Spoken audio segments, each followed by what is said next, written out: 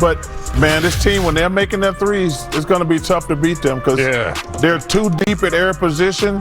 But like I say, their season doesn't start until Porzingis comes back. Shaq, we talked to Darius Garland before the game.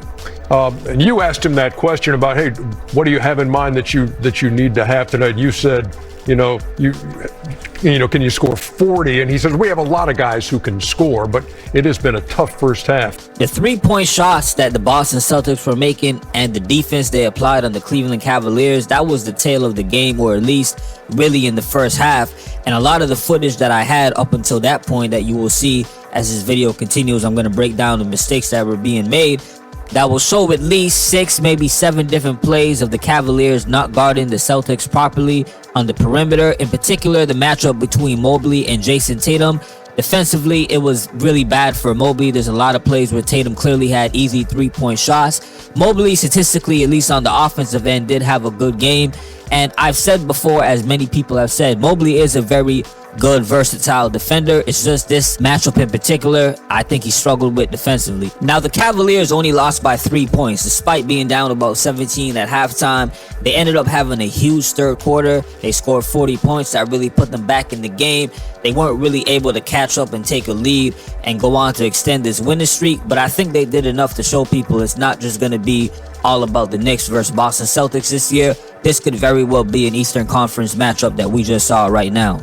And very quickly, I want to get back to the point I was making about Mobley. Not having Isaac Okoro in a game like this really hurt him. It would have taken so much pressure off of him of trying to guard Jayson Tatum out there on the perimeter. Yeah, he could do that, switch 1 through 5, just like a Jared Allen, which makes them a really great tandem. But when you're going up against a superstar like Jayson Tatum, it's no coincidence why he had the kind of game that he did. But it's not all on Mobley. The Cavaliers players really struggled offensively. And I'll start on that side of the ball, showing a play where the Celtics played really great defense. On this play, you're going to see Donovan Mitchell attack Hauser, which he did a lot in the game, and he was successful. But Jaylen Brown comes at the side of the baseline and cuts him off, almost playing like help defense just in case Donovan Mitchell beats Hauser off the dribble. He passes it back out to his teammate, and the same thing happens. Jaylen Brown is playing help defense, waiting for the Cavaliers player to drive or to stop him from driving. And then Mobley makes a great save, passes it back. And Jaylen Brown is playing that same kind of help defense. Look, he's just lurking behind. And as the play continues developing, Sam Merrill is going to flare to the three-point line. Jaylen Brown is so very aware of what's going on. He automatically goes there to make sure that the three-point shot is not giving up. Peyton Pritchard holds his own and forces a tough shot. On this possession, you're going to see that Al Horford is in the corner of the three-point line, as well as Jayson Tatum, who's at the elbow. Now, as it continues, Al Horford is calling for the ball. He's going to get it, which forces Evan Mobley to come out of the paint. Al Horford swings the ball to Tatum. Jared Allen is guarding him. These are two of your big men on the perimeter, which means the rim is open. There is no rim protection or shot blocker. Tatum blows by Jared Allen and gets the easy layup. These are the kind of plays that really hurt the Cavaliers in the game and made Tatum have a great game himself. Look at this one. As Jaylen Brown is dribbling the ball, Evan Mobley is way out in the paint. Tatum's at the three-point line. So much space, way too much for a shooter like that. Easy basket. To be fair, this is a play where Mobley is not guarding Jayson Tatum, and he's also not guarding a shooter like Al Horford. He can now stay in the paint or kind of roam around, play help defense. And on this play, as you see, he blocks Jayson Tatum's drive. This is what the Cavaliers needed, and a clear example of why they missed Isaac Okoro in this one. This possession is a little bit funny. One of the very basic things you learn in basketball is to always remember to guard the inbound passer when he steps into play. In this case, the Cavs forget that it's Jayson Tatum, who is a great three-point shooter.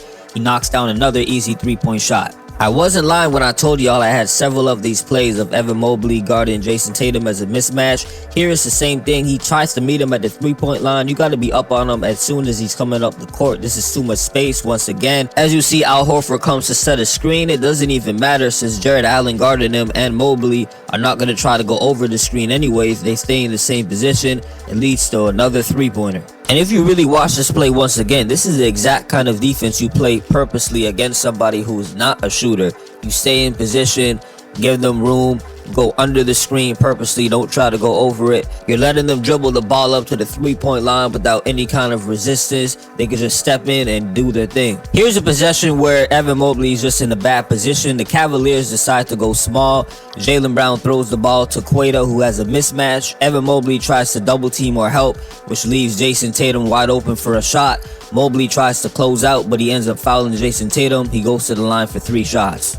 Let's be clear too, when I say bad position, I mean Evan Mobley's in a pick your poison situation. It's either you let Queta go one-on-one and exploit the matchup, hope that your defender ends up stopping him, or you try to help out and risk leaving Jayson Tatum for a wide open 3-pointer. Here's another example that leads to Evan Mobley being put in a bad position. Darius Garland drives the ball, amazing block by Derek White. It starts a transition for the Celtics. Now you're going to see that Darius Garland does not come back into play, and it ends up being a 5-on-4 for the Boston Celtics. Evan Mobley is now essentially playing 2 guys at the same time. The play develops, is going to swing to Al Horford in the corner. Darius Garland is still not in the play. Mobley now has to leave his man to guard Al Horford. Darius Garland comes into play. It's already too late. Hey, yo, all that being said, 26-point corner, and we ain't make shots. We got 20. We in good shape. We in good shape. When I heard this audio of Donovan Mitchell mic'd up telling his teammates we're good, we're still in the game, I thought to myself, man, it's not looking that way given the Celtics defense. Cavaliers are really struggling to score. Then all of a sudden the third quarter gets on, they get 40 points. I'm going to go over a few plays that show what happened in the Cavaliers' favor to try to turn the game around. Darius Garland is too good of a passer to hope if you double team him like this, he's not going to get that pass through. Or on this play where Darius Garland is going to get a screen and the team that's guarding them ends up going over the screen and just blitzing Darius Garland, leaving the roller wide open, which leads to an easy dunk and assist for Garland. Check out this pass that ends up happening. Donovan Mitchell gets the defensive rebound, without even hesitating, throws a full court pass above everybody's head for an easy assist for his teammate. That's a hard pass to do, even though the Celtics should have been in better position. But I give more credit to the Cavaliers. Porter Jr. running down the court, recognizing he could get an easy layup, and Donovan Mitchell making the pass, also being aware to know that this play could end up developing. Cavaliers on offense, they get a shot up. You're about to see Evan Mobley get the offensive rebound. It's not a good box out by Tatum. He kind of just has his arm out. He got to actually get low and be in a better position. Mobley just gets the rebound and has his way. Another easy basket, and this is how Cavaliers slowly kept coming back in the game in the third quarter. Plays like this. Let's head over to the box score now that we saw all of this footage. Get into some numbers. Evan Mobley had 22 points, 11 rebounds, 6 assists on 8 of 13 shooting. Offensively, I thought he was their best player despite Donovan Mitchell actually scoring 35. He hit really clutch 3-pointers at the end of the game, but if I'm talking efficiency, 8 of 13 shooting, Donovan Mitchell was 3 of 11 from the 3-point line, 13 of 29. So I thought just from the eye test watching, Mobley looked better, at least exploited mismatches when he had the ball down low with a smaller defender guarding him. But speaking of mismatches, as you saw in this footage with Mobley trying to guard Tatum, Tatum himself finished the game with 33 points, 12 rebounds, 7 assists, 2 steals, 6 of 10 from the 3-point line, 11 out of 22 from the field goal as a whole. This was just a great game overall for Tatum, and he did it so easy. He made it look like he knew exactly what was going on. The Cavaliers couldn't stop him. Here's the real story in all of this, and my apologies that I didn't show footage of Derek White, Drew Holiday, and more so the defense focusing on Darius Garland and what they did to him.